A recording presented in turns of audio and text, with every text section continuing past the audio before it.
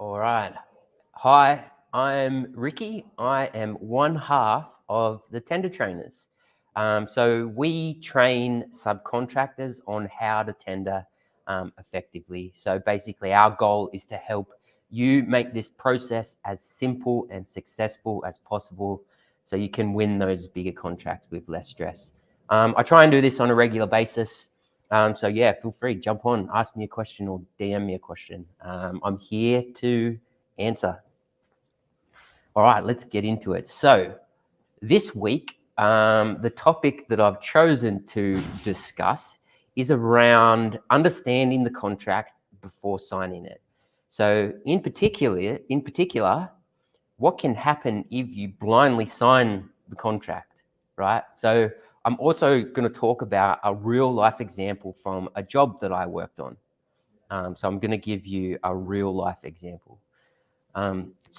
Firstly, before we kind of get into that, contracts, they are important, right? They're there to protect you as well. They're not just there to protect the main contractor.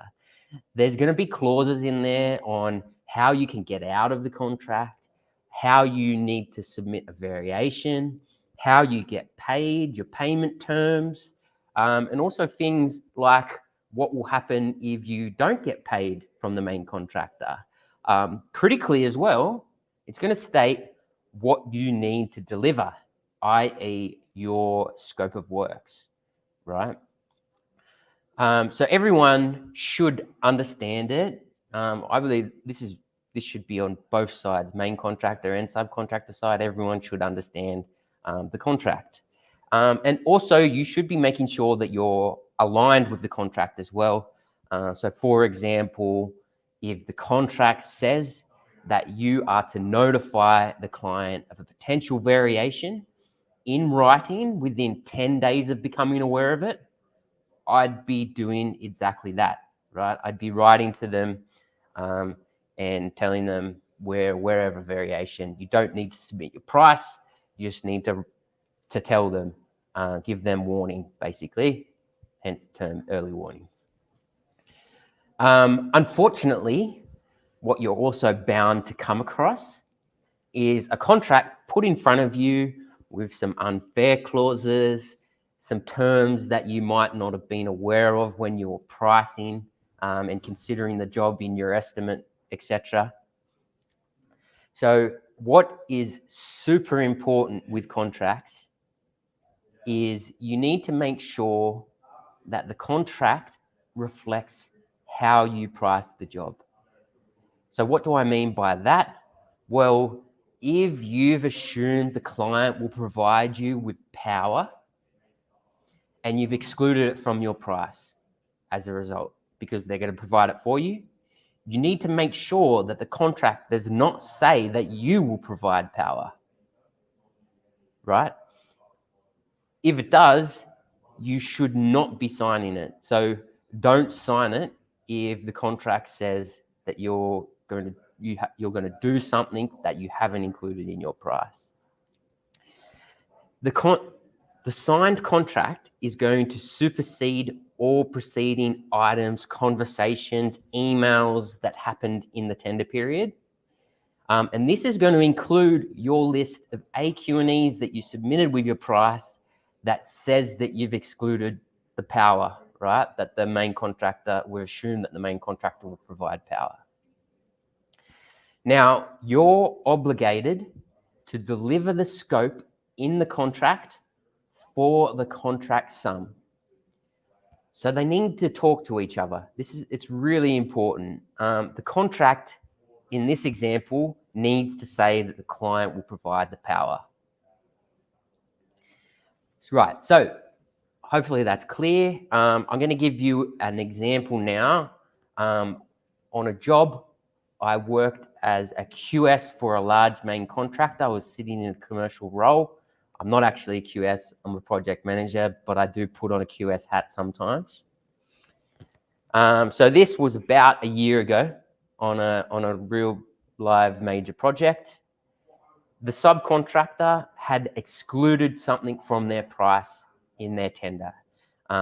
This was a tiling package, and they had excluded preparation before tiling.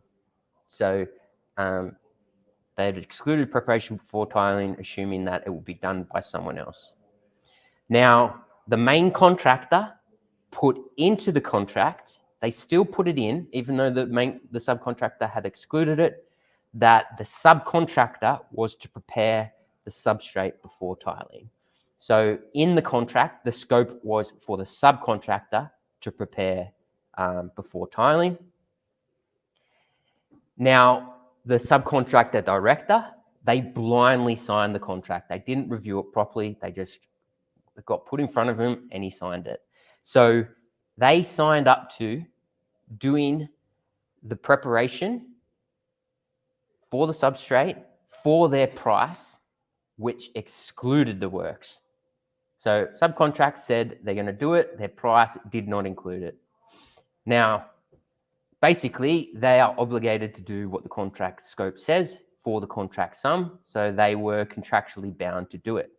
What ended up happening is that the subcontractor didn't do the preparation work as was per their contract. So the main contractor, they got someone else to do it, and they contracharged the subcontractor to the tune of $50K, which was within their right to do under the contract when they were refusing to act on it.